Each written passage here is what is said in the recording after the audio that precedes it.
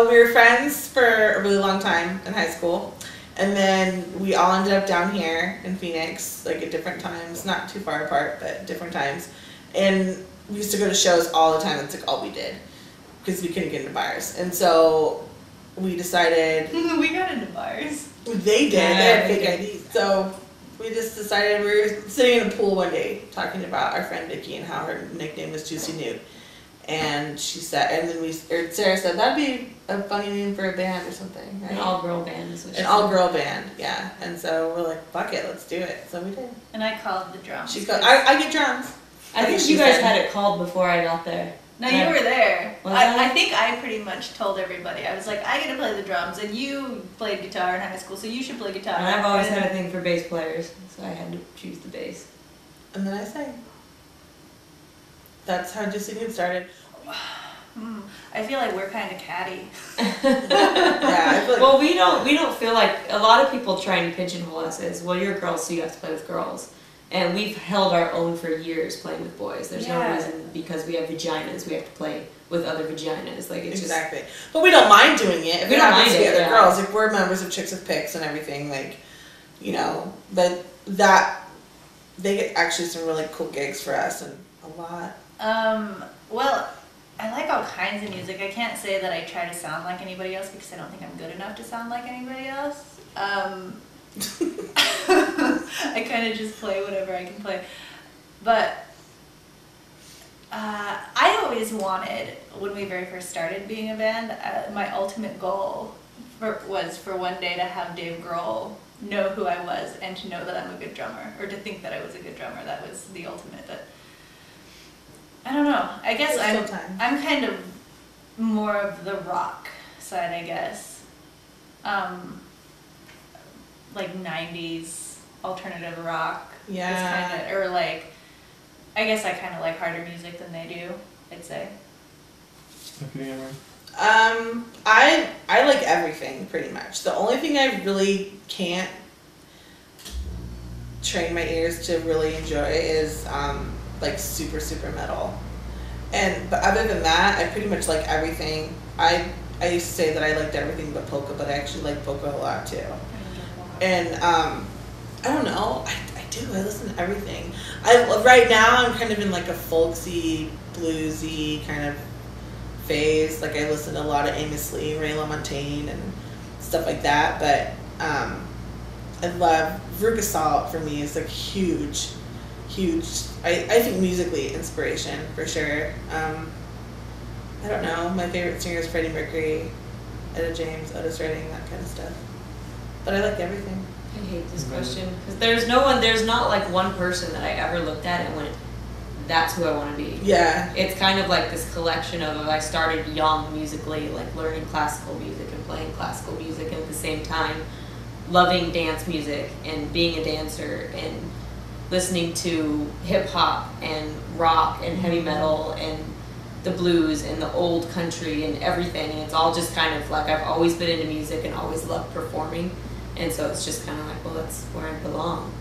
But it's hard to pinpoint, yes, I want to be Michael Jackson. You know what I mean? Like, I'm striving to be like, you know, Debbie Gibson. And I don't try to play like, let's see, what would Flea play right here? Like, I don't think about that. I just listen to music and say, what do I hear? What needs to go there? We didn't know we were doing, so it's like, play whatever we think sounds cool, and that's how it happened. I think that was a quote, like a literal quote, was we were practicing in my garage in here. Practicing, I don't think you could call it practicing when you didn't know how to do anything. We were driving your roommates crazy. Yeah, we were just like trying to make noise that sounded good together, and I think it was just like, okay, just do what sounds cool. To us, yeah. We didn't really care what anyone else thought. And we wrote a song. The first song we ever wrote is pretty terrible. Actually, when I hear it now, I don't hate it. But we played that one song all the time for probably like a couple months. That was like it was such a triumph. Mm-hmm. For like an hour a night, we play one song over and over and over. Oh my god, they get so pissed. They're like, is it rehearsal night? And they'd all leave. They'd go to the bar. Even if it was karaoke night at the bar, they would still go there. And they'd still go. You know that we were bad then. And on the CD, they are in the who we wish not to thank because they were not supportive like we thank these people, and then it says we'd like to not thank, and then we listed them. They have a copy of the CD and they love it. So I remember my mom called one time randomly while we were practicing, and I was like, "Mom, listen to this," and so I held the phone up and we played like some piece of shit that we. And she actually told me, "You guys should quit your day jobs."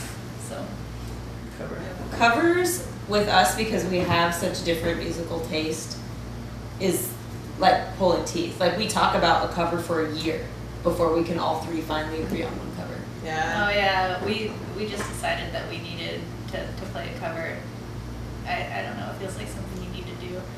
And we debated, like, you know, you wanted to cover something that I hated, and I wanted to do something that you... Well, I wanted to do Break Me, but you were like, Dave Grohl drumming? Yeah, like that's gonna happen, you know, like stuff like that. Yeah, like we have to find a song that we not only all agree on and like, but a song that fits us, and a song that is sort of, we can, I don't know, I don't want to say dumb it down for us, but we can kind of, you know, we kind of make play it, we can figure it out and play with it a little bit. You know, it's not like, and it has to fit like all three of our styles. Like if we decided to choose a song and it was like me and you, but Sarah hated it or whatever, it just wouldn't come across well enough. Yeah. So it was just kind of through 50 songs that we all threw out there. That one just kind of got narrowed down. That was a big part of my childhood, though. Oh yeah. That record, I listened to it a lot. A whole lot. I love that album. That's one of the records, like we were talking about earlier, about how you only know it like in order. You know it as an entire piece, not the songs. That's one of those records for me. Correct. And then it closed like 2 weeks later. It turned into a gay. Yeah, it went gay and then it closed. Yeah. We turned it gay and then we shut the doors. And then we played this other place after that called Tupelo Tap Room, and they closed not long after. And then we played the Brick House, and they closed. And lost its liquor license. So our first like 3 or 4 shows, we go through stages. Like we went through a stage where Jughead's was home, when Sid was alive, and I mean it was like we stuck out like sore thumbs. We weren't very good yet, and we were just like babies. Everybody was so welcoming though. Yeah, like everyone was so awesome and so nice. I love playing Hollywood Alley. Hollywood Alley is that's probably amazing. Awesome. The sound is amazing. People that work there are awesome.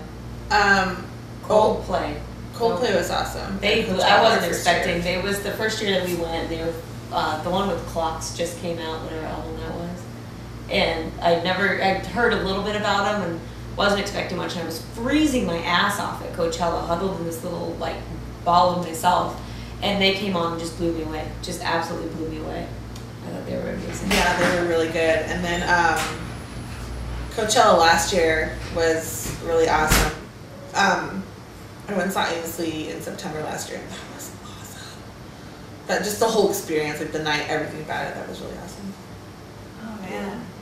There's been a couple of shows that 9 Inch Nails. I'm not the hugest 9 Inch Nails fan, but the first time I ever saw them, they played in the dark. They didn't have any stage lights on. They had the audience lit up the whole time, and I thought it was really amazing. And then I saw them another time. The last album, not the last album, but the one before the last one that came out. When they were on Perfect Circle tour. Yeah, well, yeah, there's that. But the one that I saw recently, it was at Coachella that I saw them. I remember listening to this song on the album, and the drums were the craziest shit I ever heard. It was, it had to have been a drum machine. There was no way anybody could ever play this live. And then you get out there, they come on stage, and the drummer nails this thing that's not this A beat. It was really incredible. Yeah, I love them when I saw them. They're another top band that just blew me away when I saw them. And when we went and saw the Constantines in LA, that was awesome. I was ready to cry for most of that. One of my favorite bands ever. Might be painless. I thought the way